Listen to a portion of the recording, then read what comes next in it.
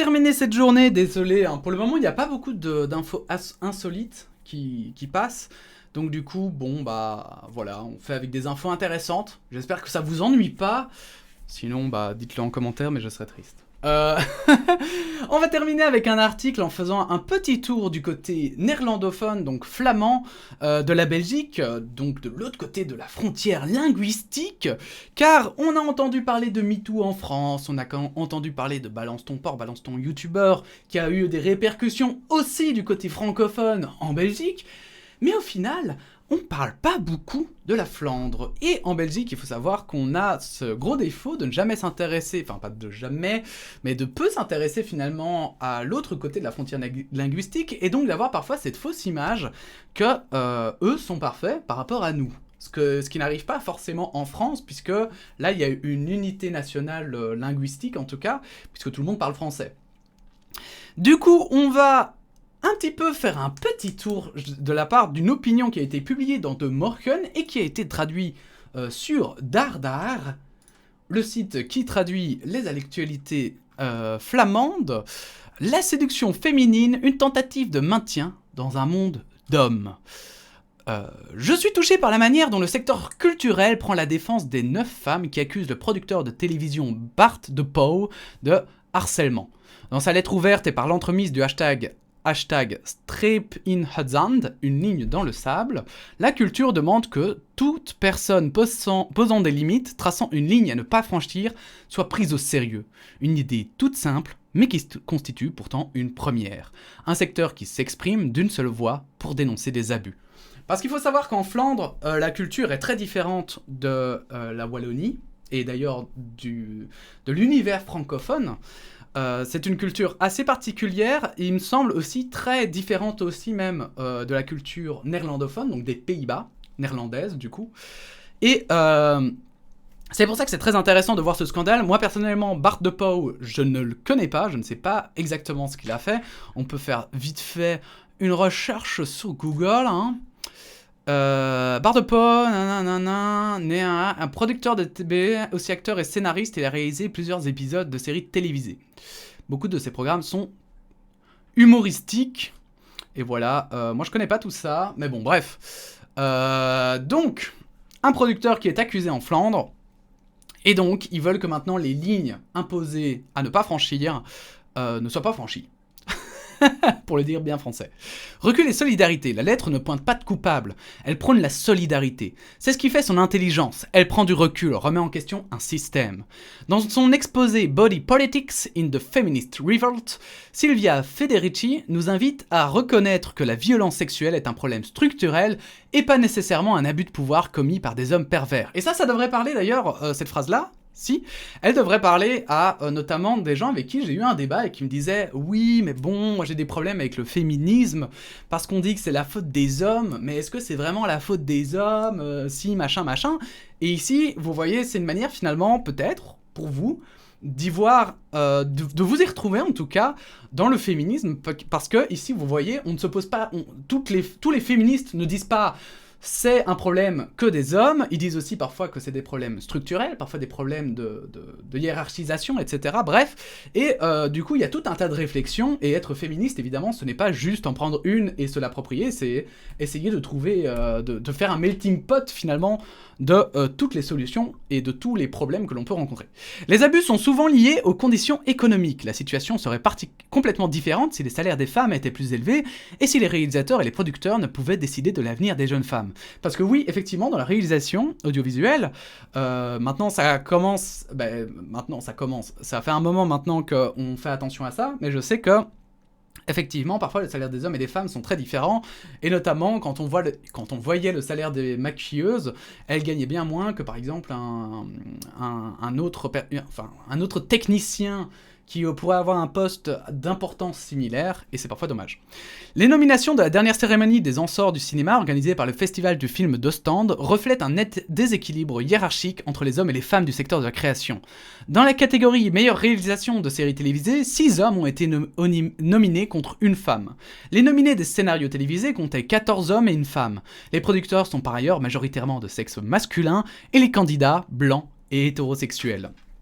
Et en fait, évidemment, là, ce qu'on souligne, c'est parce que il faut bien se rendre compte qu'en Flandre, comme c'est du coup une zone, mettre de gros guillemets, mais toute petite, c'est presque un pays dans un pays, hein. La Wallonie et la Flandre sont un peu des pays dans un pays, parfois, et au niveau de la culture, surtout, en fait, comme la Flandre, du coup, a un peu sa propre culture, c'est vrai que les problèmes sexistes, ou ici de couleur et de sexualité, ici, de discrimination, je vais dire de manière plus générale, sont extrapolés du coup. Puisque c'est comme si, vous voyez, en France, ça a fait des échos et tout le monde en a parlé, et du coup, en Belgique francophone, il me semble qu'on a plutôt suivi.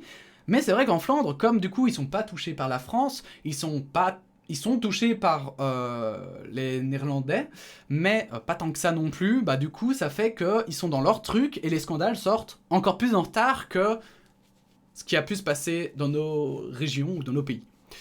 Relation confuse avec les hommes de pouvoir. Ce n'est pas la faute des ensorts, la responsabilité incombe à ceux qui continuent à créer des perspectives qui s'adressent principalement aux créateurs masculins. Dans cette structure, il est logique que les femmes entretiennent des relations confuses avec les hommes de pouvoir. Elles cherchent des moyens de progresser alors que le système ne le permet pas.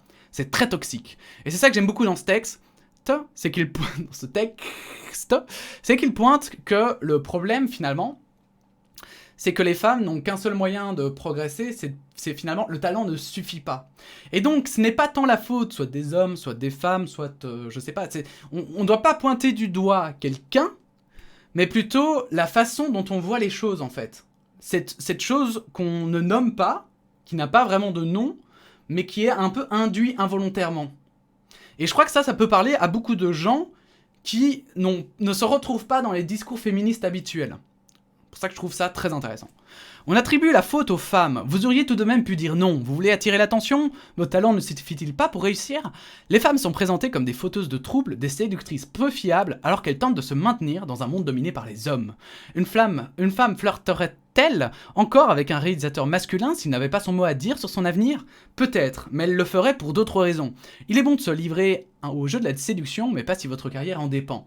Et je sais pas si vous avez vu Marco Polo, par exemple, mais il parle très bien, d'ailleurs, des femmes du coup, c'était au Moyen-Âge, au Moyen-Âge en Asie, où, effectivement, être une femme, finalement, le meilleur moyen de s'en sortir, c'était être femme du Khan, parce que être femme du Khan, donc le chef mongol, ça était avoir une énorme liberté, et peut-être être, femme du Khan, c'était maîtresse aussi, mais avoir une énorme liberté, être dans des appartements de luxe, être bien vue, en fait, être dans les hautes sphères de la société, en baisant une fois par mois. Vous voyez, un peu l'idée, quoi. Et en fait, du coup, inévitablement, quand on écoute ces femmes, elles disent que c'est une chance, parce que ça permet pour elles de step up dans leur vie, quoi. Mais c'est le seul moyen qu'elles ont, c'est le meilleur, en fait, moyen qu'elles ont de step up. Et donc, inévitablement, il y a plein de femmes qui se proposent, et inévitablement, c'est un honneur pour elles d'être choisies par le Khan. Et donc, c'est un peu comme si, justement, ils disaient, le problème, c'est pas forcément le Khan, c'est pas forcément ces filles, mais c'est plutôt la structure. C'est le fait que, ça a toujours été comme ça, que le Khan avait le droit à 100 femmes. Maintenant, il faut arrêter ça, en fait. Et il faut mettre ça de côté. Et il faut le faire nous-mêmes. Il faut que le Khan le fasse, ainsi que les femmes le fassent elles-mêmes. Vous voyez, tout le monde doit le faire, en fait.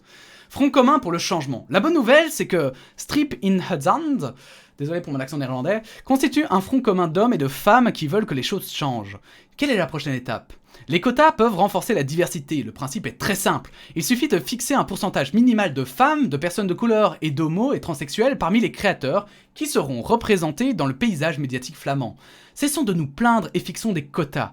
À ceux qui sont en mesure d'agir, pouvez-vous aborder ce sujet lors de votre prochaine réunion ? Il est plus que temps. Merci. Et donc, elle répond aussi à la question de ceux qui se posaient la question des quotas. Pourquoi est-ce qu'en fait, on impose des quotas ? C'est parce qu'on a remarqué qu'en imposant des quotas, on change la structure. Parce que du coup, on passe d'un automatisme inconscient de, préférer un homme blanc à un homme de couleur, ou un homme blanc à une femme blanche. J'invente, je sais pas.